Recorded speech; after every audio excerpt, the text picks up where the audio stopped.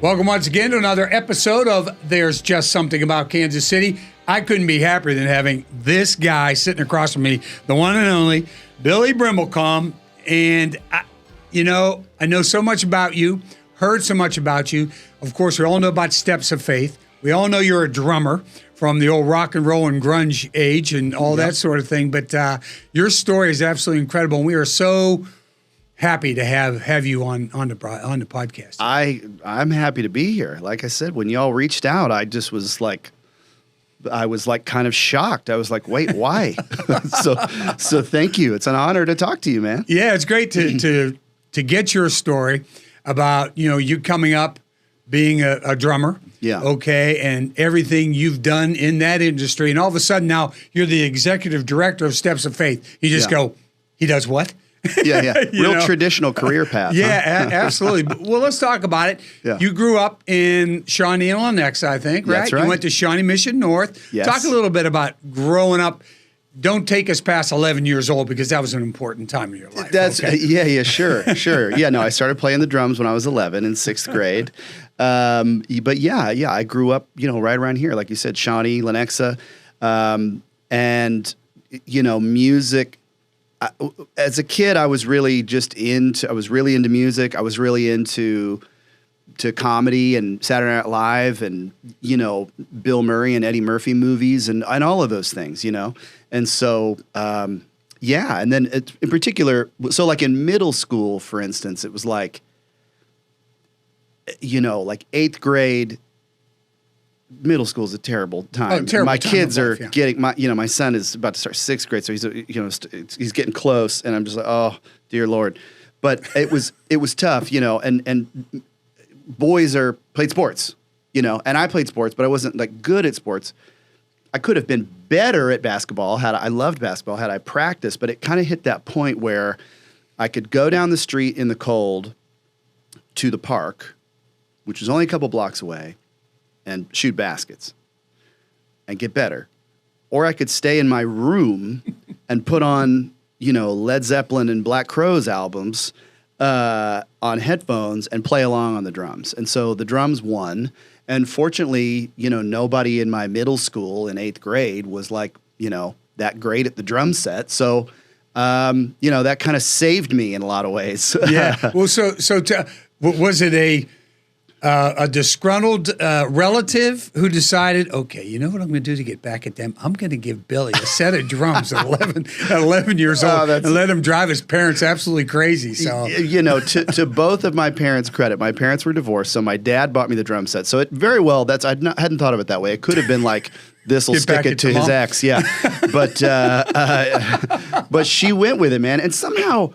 Especially back in those days, we either lived in like a condo or a duplex. So we like shared a wall with somebody. Wow. And I only remember ever getting complaints like when we were practicing the garage with the door open. That was the whole band doing it. But yeah, I think I just would always practice like after school and maybe no one was home. But it all worked out. My dad bought me my first drum set for Christmas in sixth grade, and it was kind of off to the races. Yeah. Yeah. So then you get to high school. Yeah. And you're still playing. Are you a member of a group? You're not really a member of a group at that time. You're just playing with friends. You guys are dreaming about being a garage band. All that. Ends up making it. Yeah. Yeah. I did all of the music you could do at school, in high school.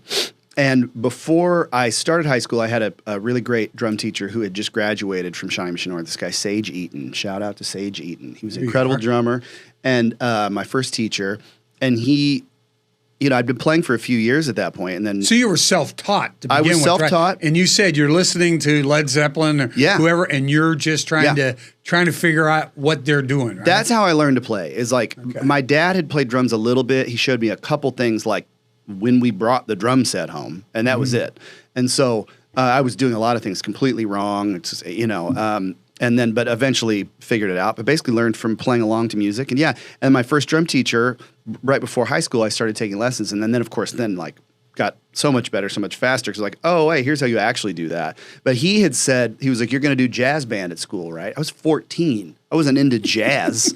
I was like, why? I haven't been to 18th and Vine yet. Leave me alone. Yeah, exactly. Yeah, that was way later. And so he was like, it's the only way you can play drum set at school. And I was like, oh, that's great. So, I mean, funny enough, then I did it in a couple years. It took a couple years, but then I completely fell in love with jazz. I went to college to pursue jazz. But yeah, no, I did all the music you could do at school. I was in a band with my friends that would, play together in the garage, and maybe every now and then play a show or a talent show or whatever. And then when I was about 16, then I started playing in like clubs. I started playing in. That was at 16? Yeah, when I was 16, I started playing in clubs with other high school with this guys in this my high school band, and we would often be booked. Back then you're passing demo tapes to promoters to get booked and that kind of thing. And we did not disclose in the demo tape or any of the information that we were teenagers. So many times, fortunately, my dad was often with us or because he was a music fan and was supportive and into it. But many times we would show up and they would be like, you guys are kids. You can't be in here. Yeah, right. And so we would have to I remember one time we had to stand backstage or behind the monitor board or outside or whatever until we played, and then we would have to play and then immediately leave. Yeah, right. We weren't allowed to be there. They can't serve drinks. Okay, they aren't allowed to serve drinks. Get them up on stage and get them out. Exactly. Yeah, right? Yeah, that happened a lot. Yeah. So that's fun. So you're actually in bars. Yeah. And so did you remember your first payday? Your first payday for a job like that? You remember? There's a few of them. I mean, I remember we also played right over here. We played. This was not a bar, obviously, but we played the parking lot of Sarco Par Trails Park. That's right. I know where that is. Yeah, and so I think we got paid, but I was always in these bands that were huge because they were high school bands. Oh, okay. So you'd also have horn players in the band. So we probably maybe did get $50 or $100 as the band. Right. You know so what I mean? Everybody got a buck. Yeah. So no, that was one of the first ones I remember. I remember playing the park. I remember playing, but before that even, we played the Lone Star in Westport. Oh, sure. That was the place where we were like, oh, hey, you can't be here. And the Grand Emporium, of course. I played the Grand Emporium a bunch. I think probably it was the Lone Star was the first place where I think got paid, but that was you can't be in here. Right. So that's all through high school, and then you graduate, you go to KU, right? Yeah. And you're going to study jazz. Yeah. Correct? Yeah. And you're in the marching band. Yes. Right? You're in the marching Jayhawks. So That's that was pretty fun. Yeah. Were you only there for that first year? Were you only there as a freshman? That was it? I was only I always say I often refer to my quote unquote college years. Even because I lived in Lawrence for 6 years, and lived. So you really did graduate. In some ways, I graduated from something, that's for sure. But no, I was only in school for a year because, and I was very, very passionate about jazz drum set, and Dan Gailey, the jazz professor, still there at KU, was hugely influential on me. And did marching Jayhawks. It was a very good football team. Was very, very good then in '95. It was. That was one of the good years. It was one of the very good years. And so, it was good. And then at semester of college, that first year of college, I ended up joining this rock and roll band, Stick, which was a huge local band at the time. And I often refer to, because this was on MTV News. MTV News was once a thing. There were several cities after you mentioned grunge, after that kind of explosion happened in the early 90s, that were the quote-unquote next Seattle for about 15 minutes, and Lawrence was one of them. And so, so I that's also, I think, in retrospect, why I didn't stick it out in college, is just because I had joined this band. These guys are 10 years older than me. It was a sinking ship at the time. The band was winding down, which I didn't realize, but I was 18 years old and hot to trot. Somebody said, hey, we love you, kid. Come on over here and help us out. Yeah, it was my friend Mason Fan who was in one of my high school bands. He was a year or two older than me, and then somehow he befriended these guys, and then they needed a new bass player, and then he joined the band, and then very shortly thereafter, the drummer quit. Again, the band was clearly ending, and so off a ship. And then I auditioned, and that I mean, kind of changed the trajectory of my life, really. Yeah, and then just a couple of years later, you decided I might form my own band here. Right? Was Creature Comforts came out of that, right? Creature Comforts came out of that. Yeah, the night I auditioned for Stick, I was talking about this the other day because I was in San Diego recently, and had dinner with the guitar player of Stick, my old friend Mike Tobin, who's like my big brother. I hadn't seen him in a long time, and we were reminiscing about all this. But the night I auditioned for that band, it was December of '95. I was 18 years old. These guys were 10 years older than me, other than my friend Mason, who was 2 years older than me. But my friend Mike's roommate was this guy, Chris Toll, and then his buddy, J.D. Warnock, was there. And then along with our other friend Brian, we started the Creature Comforts a couple years later. So, and that worked out pretty well. You go about 5 years? Yes, very good. Yeah. Just about 5 years. You go to 2002, and then all of a sudden you break up, and I don't know, then 2003, you go from there and you join the Start at that point, right? Yes, okay. Exactly, yeah. And how was the music changing for you at the same time that, what was the genre? Were the genres changing, or Big were you time. sort of? Yeah. The Creature Comforts, the Creature Comforts, we were kind of like a power pop band. We were like the Replacements or Cheap Trick or Big Star, bands like that. And I love that kind of music. And then the Start, I mean, at that point, I was like very clearly like music was my life, and that was what I was choosing. You were on your trajectory. I was on my trajectory to make a living as a musician. Right. And a friend of mine that I knew from my touring days with the Creature Comforts had joined this band, The Start, which was from Los Angeles. Very, very different band. It was kind of like a mix of like a punk band and like an 80s new wave dance band, female singer. I mean, it was incredible. It was, we did a lot of great things. I had never toured the West Coast, for instance, because we always were like, oh, it's expensive to get out there. Yeah, we toured New England and Texas and Midwest like nonstop. But, so, I went to Europe with the Start. Wow. And, we did a lot of touring, open up for The Offspring, speaking of punk rock bands. We were on their record label and, made a record at Sunset Sound where so many of almost every one of my musical heroes had worked, Led Zeppelin, Prince, you name it. So it was a good thing, but that was about another year I did that. Okay, and then 2004 you go to Blackpool Lights, right? That's right. Correct? Yeah. And that was going to be good for you except for 2005, which we're going to talk about. That was the turning point in your life in a lot of ways, but you didn't let it slow you down or stop you from doing what you love, which is the incredible part of the story. So talk a little bit about 2005. Yeah. So, I left the Start, came home. My buddy Jim Suptic, who was on a break from the Get Up Kids, his band, he was starting a new band, and so we together put together Blackpool Lights. And so in 1999, I was in this terrible car accident.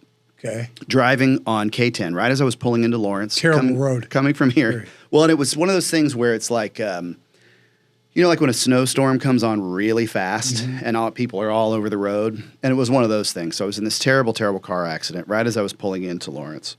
And, the jaws of life were used to pull me out of the truck. And I had crushed a couple vertebrae in my back. I was very, very lucky that it wasn't worse. It was a very, very bad car accident.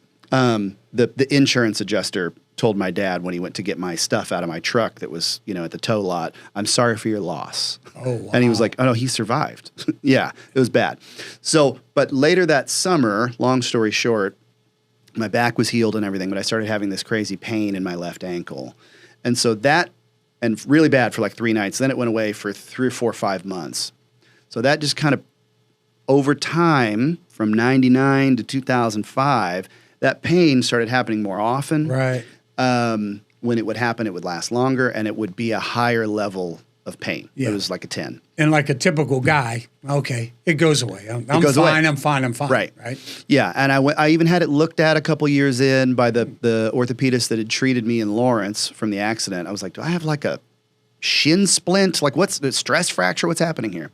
And, I now know what we were looking for wouldn't have shown up on that kind of scan. But yeah, so I eventually went and got it looked at early 2005 and we thought it was a neurological issue. It wasn't neurological. And then we did an ultrasound and then, many, many scans followed. But the ultrasound showed that there was a large mass in my left ankle. So yeah, test. We determined that it was a scary mass, and it was Ewing's sarcoma, which is a lot of different kinds of sarcomas. They're all bad cancers. Ewing's sarcoma is pretty rare. It's typically classified as a rare childhood bone cancer, but I was 28. And so, that was bad news. Yeah, I would say so. So when you first, Can you remember your first reaction when you heard it was, they probably said, well, you've got Ewing sarcoma. You probably said, what's that? And they said, cancer. Yeah. So can you remember your first reaction when you heard it? I mean, we knew that we did a surgical biopsy where they were able to determine quickly that it was a type of cancer, and they thought it was lymphoma. And they said, we'll get back to you with the full pathology within 3 to 7 days. The full 7 days go by, and they said, we want you to come in for, That's never good news. That's never good news, yeah. And so I met with the orthopedist, Dr. Howard Rosenthal, and he said, okay, well, we thought it was lymphoma, and I wish it was lymphoma. It's this thing called Ewing sarcoma. Yeah. But he was basically said, like, we got to get to work right away. So, yeah. And he had told me before the biopsy all of the things that he thought it could be, including sarcoma. But I remember he had said, if it is a sarcoma, we have to remove the tumor and everything that it's touching. And I said, so... What are you saying? And he said, the only reason you would lose your leg would be to save your life. So I knew that it was a possibility, out of the gate going into it all. And so I was in got into chemo right away after a bunch of tests. Fortunately, it was a very big tumor in my left ankle, but it had not spread above the knee or into my lungs. Yeah, hadn't gone anywhere else. And so, got into chemo right away. And like I said, the band was just getting started. And so then it was like, okay, well, we don't know what's going to happen to me. Let's hurry up and make this record. And so we went in the recording studio, and I banged out all the drums in 2 days for this album, the Black Lights album, which is available on Spotify, wherever you stream music. I'm very proud of that album for a lot of reasons, but and so then we're rolling into summertime, and then basically it was like, okay, in order to get clear margins and feel like we're gonna get rid of the cancer and do our best to save your life and keep you alive and have this, hopefully, there's no guarantees, there's no 100% with cancer. We feel that we need to amputate the leg. So yeah. Did they think they could above the ankle at some time or whatever, but they eventually took it off where? Just below the knee? Just above the knee. Oh, just above the knee. Yeah, because the tumor was so big and it was pretty high up, and it's kind of like you got to get good margins. It's like my dad, and actually several people I know recently have had like these little skin cancer spots, and it's like a little pin spot, but then they take the size of a quarter around it just to make sure, So it's kind of the same idea. But also, fortunately, Dr. Rosenthal, knew like, okay, we've got to get rid of the cancer and do our best here to get good margins, but also set him up in a way that he's going to be able to use a prosthesis use a prosthetic leg. So mine's right above the knee, so I have like, almost all of my residual limb just above the knee. So that's actually like being an above the knee amputee, like actually like helpful because I've got more of the real me to operate the robot me. Right. Yeah. Right. So gotcha, yeah. Well, and so for you at the time when you knew it had to happen and it comes off, it's not there anymore. Yeah. Okay. You still had your goal. You still had the Blackpool lights. You still had something. Did you ever go through? I'm sure you went through all the emotions. Yeah. Depression, I'm sure, anger. Yeah. Whatever. But you ended up coming out the other end. Do you credit that most with having something to do, having something on the outside? People needed you at that point? Yeah, it's a combination of a few things. I'd say three things. It was very much there was the light at the end of the tunnel of I'm very happy. I'm very proud of this music I've made with my brothers, and we're going to go out and tour the world and do it, go after it, right? That was a thing. Also, Kim Haynes, who's Dr. Rosenthal's nurse to this day, who's an angel, she gave me some of the best advice I'd ever been given, which is you need to feel the emotions about this, and you need to grieve the loss of your leg like the loss of a loved one. Gave me a bunch of books on this kind of thing and everything. Some of the books I read, some of them, but it was really helpful. I've realized just recently that I actually, while I can fly off the handle and be really impatient and frustrated and angry. I've heard that about you. Wait a minute. Is that in the notes? So they went, Frank, you sure you want to interview Billy? I said, yeah, I'm going to interview Billy. We'll find out. That's right. We'll see. It'd be an adventure. But no, I realized that I actually have just in the last few years, that a little bit of I have this thing that I naturally do, which is good and bad, which is the ability to turn every negative into a positive. So that can be bad. And so now I don't feel that I have like suppressed the emotions around losing my leg. I feel like I talk about it all the time, and that's good. But it was hard. I didn't want to feel that way. I just wanted to move on, you know? So yes, it took a long time, but yeah, the light at the end of the tunnel was the band and getting out, playing, that great advice from Kim. And then also like, you know, God and friends, you know what I mean? I was like surrounded by like so many people, and I really felt like, you know, the presence of God throughout all of that. And so it was a lot. Yeah, and it was probably, they were probably talking to you about it. Well, you can also be a spokesperson for, you know what I mean? Sure. To have this, and I know some climb you're Mount busy. Kilimanjaro. Right. Yeah. Go limp up. Yeah, it's like Mount Kilimanjaro. No thanks. There was so much of that, and like running marathons, because it's just like that's what you do when you lose a limb. In order to make it okay, you then go do something crazy physical feat, and then it's all better, you know. And it's like I just wanted to be able to walk again. Yeah. And play drums. Absolutely. You know? Yeah. Just go walk, sit behind drum set, and go right back at it. How long were you off from the band at that point? We don't have to belabor this. But. Yeah, no, it was the band did a tour to set up the record that started like the day before the day of my surgery with a sub drummer that I helped find. And so they did a few tours, like 2 tours. And then I was done, you know, chemo was wrapping up like at the end of the year in 2005. The band played a show on Thanksgiving here in town. And I got up and played the last song of the night, which I could barely get through because I was so weak. And so my girlfriend at the time, who's now my wife, said... Wife Allison. That's right, Allison. She said it's as if... the torch was being passed back to its rightful owner. She said that in an email. So it was a really emotional night. And yeah, I mean, then we were rehearsing and on tour in March. Yeah. And then you ended up staying with them till 2007, correct? Yep. Right in there. Yep. And then you moved to Nashville, which for a musician has to be like this. Man, I'm going to Nashville. Yeah. But you were going as a session drummer, correct? Man. Is that right? Very good. Yes, okay. That was the hope.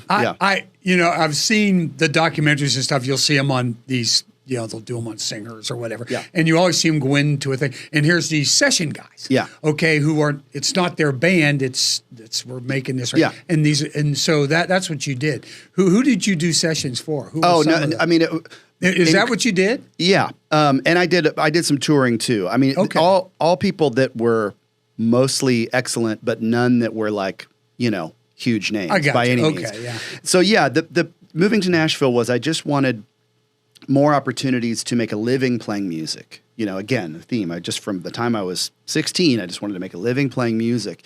And so, yeah, moving to Nashville, the hope was that, you know, because studio hours are usually like banker's hours, you know? And I was like, I want to do that and hopefully start a family with my wife. And there was a lot of studio stuff, which was really, really great. Again, I didn't play on like huge records or with huge artists. Okay. I did one huge audition. I mean, I did auditions and things like that, but I did one like thing that you would think that you would do when you're in Nashville. You know, I auditioned for Little Big Town. The country band. And they're excellent and they're wonderful. It was a very bizarre experience. I was absolutely convinced I was going to get the job.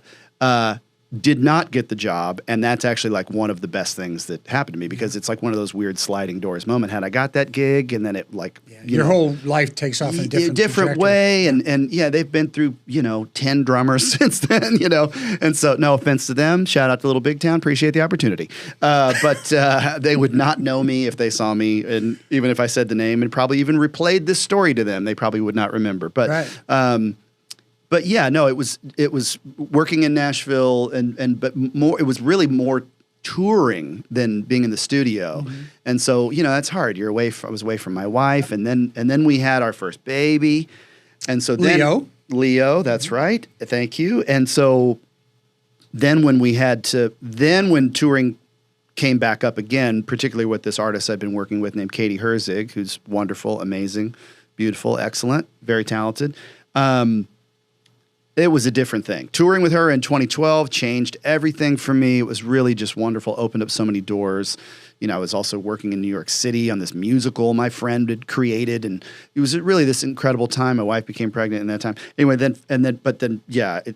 touring touring with a family, I was like, this is not good. No, thank you. Yes, I don't want to do this, which was a perplexing way to feel because it's all I'd ever wanted to do. Yeah. Okay, so you're there and you're in Nashville, and all of a sudden, where'd the idea germinate? I think we should go back to Kansas City. Because people are going to think, this guy's a musician. He's in Nashville. Yeah. What more do you want? He's touring. He's doing all these great things. Well, it was one of those things where the idea was really three things. We loved Nashville. We never loved living there. We very much missed Kansas City. And then Steps of Faith. Shortly after Leo came into the picture, Steps of Faith came into the picture 11 weeks later. And so music kind of became less and less. And so then it was like, what are we doing here? We just, especially in that time, this 2013, 2014, the Royals are winning, the city is like becoming revitalized and energized in ways that it had personality's had not been. Changing. Everything was exactly. Yeah. And so we just missed it. And then as more, as our second child came into the picture, it was like, let's move home.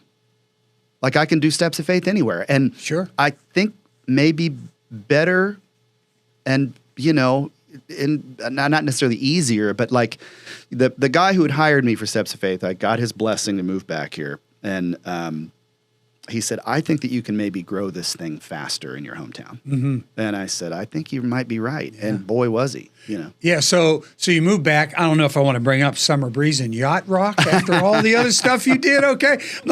I'm not sure I see Billy pounding out the drums with a Yacht Rock song, but whatever pays some of the bills, right? Short of my wife, it's maybe my longest running relationship is that band. So. And so you go to Steps of Faith, and where did you start? No, you're now the executive director of Steps of Faith, which I just think is incredible. But everybody wonders how this grunge drummer, rock and roll guy became the executive director of Steps of Faith. How'd that happen? Like I said, very traditional career path. But no, that started, in 2013 in Nashville. I was, Leo was brand new baby.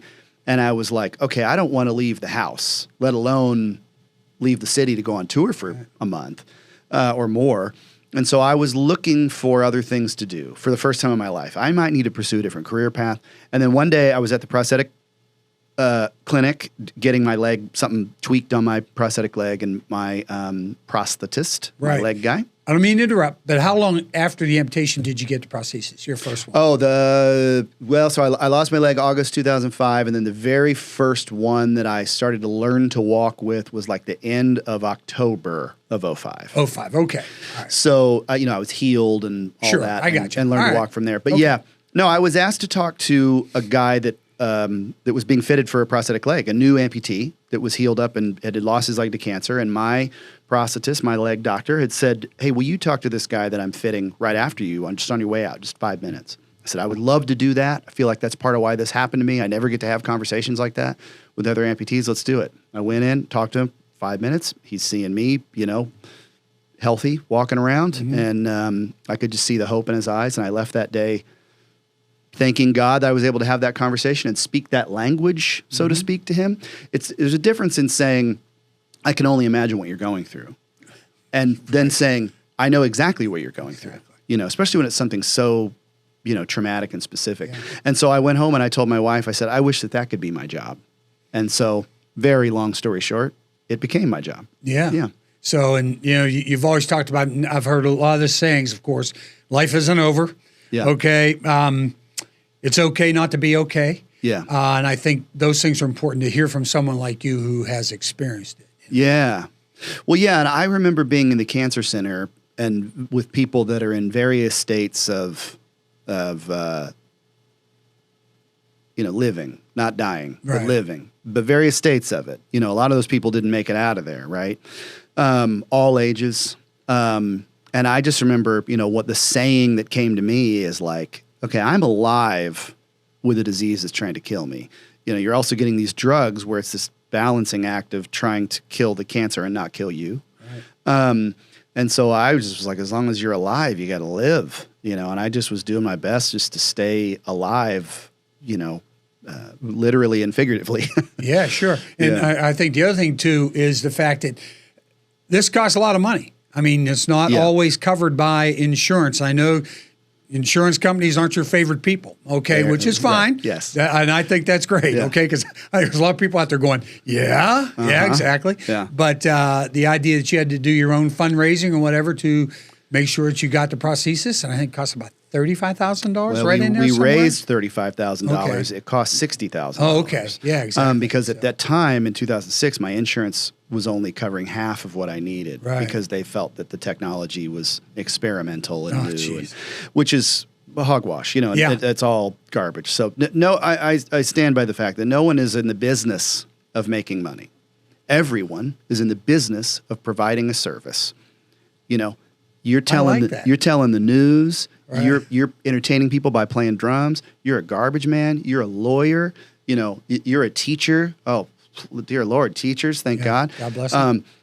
But insurance companies behave like they are in the business of making money. They do not behave. Actions speak louder than words. Right. And this is not my opinion. This is the truth. I know it. I'm saying it like my opinion, but it's the truth. They behave like they're in the business of just trying to make money, spend as little money as possible. And I mean, even doctors are victim to, yes, we'll cover this. And then going, you need to submit that claim one more time. Yeah. And then we're covered, and then the doctors get screwed. Yeah. So, bad news. Yeah, so you have to go through all that. And every time, how many times have you upgraded? Many. What I'm talking about is the technology is getting better and better and better. The technology is getting better. I have more or less since 2006, since when we needed to raise money for that leg. So that was the second leg. There's a computer in it. Let me say this. It's not that I can drive a Honda but choose a Ferrari. We were talking about cars earlier. And our friend. It is not that. There's lots of different kinds of prosthetic legs because there's lots of different kinds of human bodies. This is the thing that is appropriate for my body that functions most like a quote-unquote real leg. So I have the first one we got in 2006, and we had to raise all that money, and then I think I've had 1, 2, 3, or 4 since then. I just got a new one last year. Insurance is paying for them these days. Thank God. Right. So, Yeah, because now they're FDA approved, probably, or something. Yeah, you need that? It's a whole, there's a lot of that stuff. Yeah, we'll go way down a rabbit hole. There's a lot of that stuff, but yes. Yeah. And this is what you're doing at Steps of Faith. You're trying to help people fall through the cracks. Absolutely. That these prosthetics are extremely expensive. Yes. Insurance companies aren't covering a lot of it because they don't think it's essential, which makes absolutely no sense whatsoever to live a normal life. So that's what you're doing at Steps of Faith. So that's an incredible thing. And I know you and Jason Sudeikis, good friends. You met him. You were a senior in high school. He was a freshman at KU. And you've carried on a lifelong friendship. He helps you with Thundergong, which is just one of many, I think, revenue streams that you're trying to develop. I think you've raised almost $4 million or over $4 million like now, that. Right in there somewhere. Yeah, it's the biggest fundraiser for Steps of Faith. Yeah, and it's just a rock and roll variety show. Yeah, we're just making music together, and it's funny because Jason's funny, and we bring together other friends of his and now mine, like Will Forte and Brendan Hunt, also from Ted Lasso, or Fred Armisen from SNL. Sam Richardson, all of these guys, but then also musicians. And everybody's playing music, but then we also bring musicians together. Like we've had, Winona Judd and Chance the Rapper. We've had the very first year. The very first year we had Tech Nine as a surprise, and shout out to Tech Nine and Travis and Chris Calico. I mean, people still talk about that as of all of the, we've done 7 of these things now. 2 of them were online. It's every year in November. Every year. It's always the second weekend in November at the Uptown Theater. And, it's like, it's kind of like a dream come true just to, Summer Breeze is my band with my wife and my friends is the house band, and we play with all these people. Yacht Rock, man. Come on. God, everybody loves Yacht Rock. I know you do. I do too. Yeah. So we went from hard rock to soft rock adult contemporary music, but we'll take it. So you're carrying your message nationally, probably internationally. There's people everywhere that this happens to. And we'll get into some of the stats here in a second. But when they approached you to become the executive director of Steps of Faith? Well, yeah, I mean, that was out of the gate. So when that was right out of the gate. I talked to that guy, said I saw the hope in his eyes, I said, wish that could be my job. I went back the next day because I had another appointment with my prosthetist. I told him the same thing. And he said, well, maybe it could be. And I just kind of laughed it off. And so then right after that, he introduced me to the guy that owned the clinic. the prosthetic clinic. Rob Pittman in Nashville. Rob and I talked. He was like, man, well, I'd love to talk about working together. And I was like, well, I don't want to work here. I'm not qualified to work at a prosthetic clinic. I'm a drummer. So, yeah, exactly. I was like, I don't understand. But then we had a conversation. And I said, yeah, I don't really know what I can help you with or how you can help me. But I said, I've realized that sometimes not answering the question directly, but like, I don't know how to answer that, but let me tell you a story that comes to mind. Then someone goes, I got it. And so I do that whenever I can't always go, I want this or yes or no, but I was like, this makes me think of this. And hopefully somebody pulls something out of that and goes, okay. And that's my intention. So what I said to him is, that day I talked to that guy, I can't think of anything more than how I made that guy feel. So I don't know what that looks like. And he said, well, I do. I've got this nonprofit that I've established the 501c3, so that's the tax-exempt code for a business. That's a nonprofit, public charity. It's been sitting dormant for a couple years. No money in, no money out. We've not been able to do anything, but it's a really good idea to help these amputees that come into my clinic that have no health insurance or terrible health insurance, and they have no way to pay me. They just need to get back to work, but they don't have a leg, and they can't get a leg till they get back to work. They're in a catch-22. Right. What if you come on as the executive director and you do this? So I always joke that day he tossed me the keys to a car with no engine in it, said, see what you can do with that. And 11 years later and, well over 1,500 amputees all around the country have benefited from. Have benefited. We've already helped. I mean, this year, it's insane. It's already like over 140 people we've helped just this year, which is crazy. So yeah, so it was I was the only guy right out of the gate, and wow. I have 2 employees now over the last several years, but still real small, but we make a big impact. Yeah, you give a little shout out, Jim Sudeikis, he was a band member too. That's right. Yeah. Right. We were good collaborators then, and we're good collaborators now. And Marcy Thiel. That's right. And also Tyler Brent. So yeah. Yeah. Burnt. I'm sorry. Yeah. Tyson Burnt, Tyson Burnt. Tyson Burnt, who is our current board president, who's one of my best friends from high school. Yeah, it's a good keep that in the family. Yeah. Yeah. Man. So, give me the stats. I know it's like over 500 people lose a limb every day. Just in America. That is. Yeah. I can't even. It seems crazy because you don't. That's 185,000 a year. Yeah. Right in that area somewhere. Yeah, that's incredible. It's wild. Fortunately, there's an organization called the Amputee Coalition. It used to be called the Amputee Coalition of America. They do all the things that you would think they would do. They're just a very large resource hub, Amputee Coalition, and so they collect these stats. And it's very true. And I when I first heard it, I was like, that can't be true. Yeah. That can't, and then now years later, I'm like, oh no, that's very much true. I look at the requests we get for help just at my office every day. And so, and they actually just even updated it because it was 500. It's like just over 500 a day just in America. Other countries are a whole different, like India, the stats in India are insane. They just updated it because it was like, over 2 million Americans. Well, there's a new study that's still in the process of being released. And so it's 5 million plus, meaning we know there's at least 5 million, but we know there's more that we've not accounted for. Right. Like the people that we're helping, a lot of these people fall through the cracks. They're not even part of those studies. Yeah, you know what I mean? So yeah, it's a lot of folks. It's a great need. And unfortunately, insurance companies a lot of people can't afford health insurance or, they're bad health insurance plans. Yeah, right. So that's where we come in. I think a lot of people think, and I know you've expressed this and other things I've heard and read about you, is everybody thinks they see, thank you for your service. They think you're a military person who lost a limb in a war. Yeah. But they are the least amount of people 100% who are losing limbs compared to just everyday Americans who are losing it through other areas, trauma, vascular disease, all those. Those are the 2 biggest. Right? Yeah. Veterans, it's less than 1% of the amputee population in America. So because of because for a limited time only, don't look old. Every day there's more gray. You join me soon. Don't worry about it. Okay? I'll look forward to that. You got good hair though. You'll be all right. Thank you. But no, it's people. We shine a very, very, very bright light on the military in this country. And there's fortunately a lot of nonprofits that help veterans.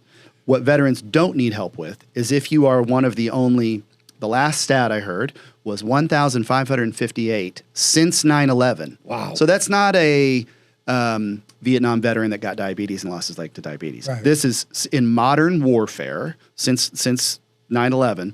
There's only 1,558 folks that have lost a limb because of the conflicts, because of the wars. That's 23 years. Yeah, but 500 every day. Yes. So it's literally less than 1%. So people always just, they again, bright light shine on the military, so they just always kind of assume. But it's like, that's why it's kind of like, this is not a negative thing to say about the military. It's actually positive.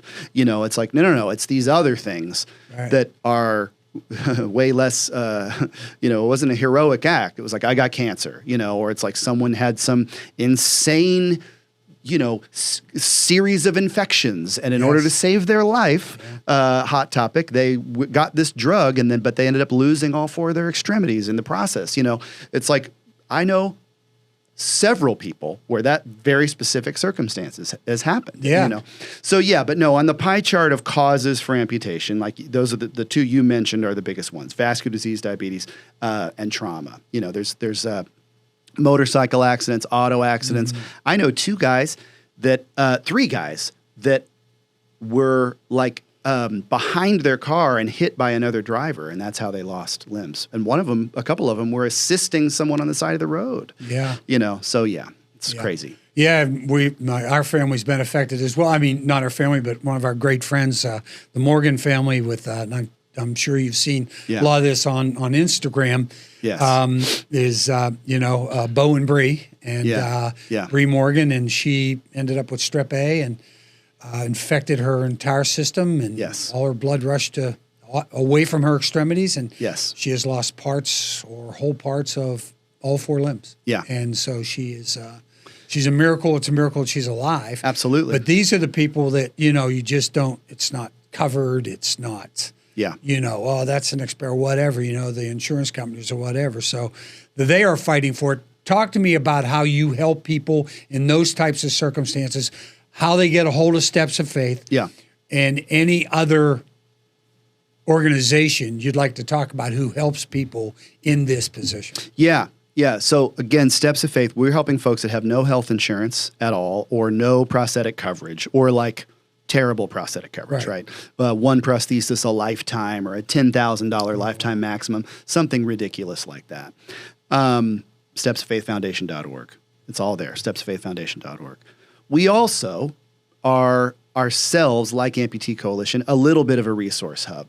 The family you've talked about. Of course, anytime there is any news about an amputee that anybody finds out about at all, they tell me about it, which that makes me happy, We don't like to think about these kinds of things because it's scary. It's, unthinkable. I mean, the cliche term, life or limb, what are we saying? Yeah, right. You only have one. You really only have one decision. These are the 2 scariest things, either dying or losing a limb. Right. You know what I mean? And so dying wasn't on my radar. Fortunately, it was on Dr. Rosenthal's radar, but losing a limb was, and it was a nightmare. And then I lived to tell the tale. So we end up, like the family you're referring to, I'm happy to kind of be a resource for folks, whether it's, we know prosthetic clinics all over the country, we know great prosthetists all over the country that we can get people to. I know the prosthetic manufacturers because we work with them every day to help the amputees that we serve. And a lot of those folks are incredibly generous and donate money to us, being a nonprofit. So, I think that, as we're just wrapped up Limb Loss and Limb Difference Awareness Month, it's just kind of, again, it's this thing that people don't like to think about, but it's like, I'm here, I'm fine, my life was saved. Fortunately, I have access these days because of my friends, quote unquote, at the insurance company, to the right tools to allow me to walk around like a quote unquote normal guy. It's the new normal. I mean, I'm almost 19 years into this at this point. But we're around. The need for what we do is unfortunately not going away. People are still losing limbs. Health insurance is a mess. So here we are, Yeah, and in your organization, you said, limb or life, Yeah. And I think some people sometimes are so adamant about no, don't do anything. I'd rather die. Okay, but you give them a hope. There was a light at the end of the tunnel. This does not mean the end. Life isn't over because you lose a limb. Where I'm sure you've met people who said, I'd rather die than lose. Oh yeah, and I didn't have to do the surgery. You know what I mean? I could have said no thanks. I didn't have to go back to chemo.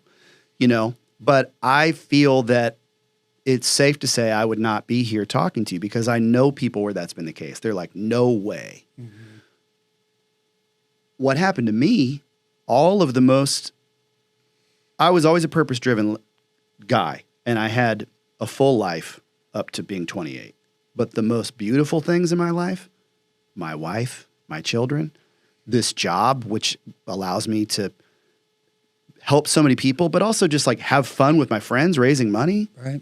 All of the most beautiful things in my life have come on the other side of, quote unquote, life or limb. Sure. So I wouldn't change it. Yeah. That is just, that's really incredible. Before we get out of here. Yeah. 2 last things. Okay. You're a sneakerhead. You love it. I saw the story with Jason Sudeikis about how you went out in New York or whatever, and you come back to the hotel, and you got a brand new pair of sneakers from Jason. And he's that kind of guy. But when did this start? And it's funny because you think how you know that story, but he only has one leg. What's he doing with the other sneaker? I said it's on his prosthetic. Where do you think it is? It's on the robot leg. Yeah. Yes. Just talk about it. Oh, just talk about that a little bit. I just have always loved shoes, man. I've always loved sneakers. I'm 47, so when in 3rd grade, it wasn't called the Air Jordan 1, it was called the Air Jordan. Right. And I only had one. That was the hot shoe, and I had them. You paid for them. My parents paid for them, the full $60 or whatever they were in 1985, but not quite that much now. But it's always a fun thing that I've loved. It really, it can seem frivolous, but it's one of those things where, Jason and I were friends before that, but it's a touch point for he and I. I have real friends who have become my friends just through our love of sneakers. I'm not kidding. I was I have a text thread with 2 of my buddies. We text all the time just about that. And so it's one of those things where, and it also is kind of a bit of a, for lack of a better way to put it, like a culture point for me. It's something that there's a whole culture around that is of interest to me, and I love it. There's a nostalgia to it. I'm wearing Air Jordan 2s right now. You know what I mean? Yeah. So it kind of makes me feel. Getting new sneakers makes me feel like a kid. And it also is one of those things. It's like, you use shoes to walk. I think a lot about walking with my life and also what I do for a living. So it's just a whole thing that I care about. If you still had those original Air Jordans, how much those things Oh, man, I wish I did. I know. I'd have them in a glass case. Yeah. With a little perfume in there, I'm sure. Exactly. Yeah. Whew, yeah. Not so great. Talk about Allison, Leo, and Goldie. Goldie's your daughter. Yeah. And, your life and beliefs about Kansas City. Of course, call this There's Just Something About Kansas City. And, here you are. You moved back from Nashville. Yeah. And you're back home. I'm back home, So what are your thoughts about where we live? Where we live. I wore people out in Nashville because they always talked about what an amazing city it is. And it is. But I'm always like, where did you come from? What cave in Kentucky did you emerge from to think that this crazy city? Now, it is a wonderful city, and I don't have a chip on my shoulder about it anymore because I don't have to live with the bad traffic and the things that bum me out about it, whatever. But we just always missed it here. This is a special place. The Midwest is different, and Kansas City is a special place. Everybody that comes here says it. People that have been here before, it hadn't been here in a long time, friends are like, I forgot how nice everyone is here. And it's real nice. It's not like that whole thing in the South where it's like, we should get together sometime. Yeah, right. And if they don't mean it, that's a whole thing in the South. In Nashville, it's weird. Why would you say something you don't mean? Right? Because it's the South. It's the South. Yeah. Apparently it will not rise again, folks. But the Midwest is best, baby. I love KC so much. And my wife and I say all the time, after we had Goldie, second child, that would just more and more, there was less and less music. Nashville felt like an oppressive place at the time for us to live. We were unhappy. It was hard just to go down the street to get a burger with 2 little babies. And then moving back here, we say this all the time. And we've been back here since August of 2016, so almost 8 years. To this day, it is still personally and professionally one of the best decisions we've ever made. Yeah. I love this place. I love everything about it. It's nostalgia from growing up here, but also it's like, I mean, I live like right by where I grew up, even in the burbs, but my office is in Midtown. Mm-hmm. I love it, man. It's a beautiful place. I always say, you know, the song was written for a reason, Going to Kansas City. I mean, it's like a cliche to us because we live here, right. But it's like, you know, I didn't grow up a sports guy. But again, that's why when you reached out, I was like, but I know that dude. Of course I want to do this podcast with that legend. But music, you know, for me, my point is, of course the sports is a very rich sports town and always has been. You know, I'm going to Comets games when I was a kid. I remember when the Kings were a thing, all of that. But to this day, the performing arts culture and just the art culture in this city is rich. It's beautiful. There's like cool lighting and just like pretty, you know, structures on 87th and I-35. Right. On the buildings. Yes. The top of the buildings are all lit. And exactly. Yeah. It's just, that's one thing that Allie, my wife, pointed out when we moved back here, is there is attention to detail and beauty in Kansas City everywhere you look. And I love that. It's very intentional that, you know, there is live music in the steakhouse and that there is, you know, art on the structures in the suburbs or in the middle of some park or field. Right. Or at the airport. It's beautiful. I was emotional when I walked in that airport last year for the first time. It was incredible. No, I love the city so much, and it means so much to me, and it's like I'm just so thankful to be back here. Even 8 years later, like every day, I'm thankful to be back here. Well, Billy Brimblecom, okay, we are glad you came back and all the wonderful work you're doing, and you were one of the reasons there's just something about Kansas City. Thanks so much for taking out time from your extremely busy schedule to sit down and do this. This was great. Oh, man, loved it. Dude, I could talk to you all day. This is such a privilege. Thank you. Thank you.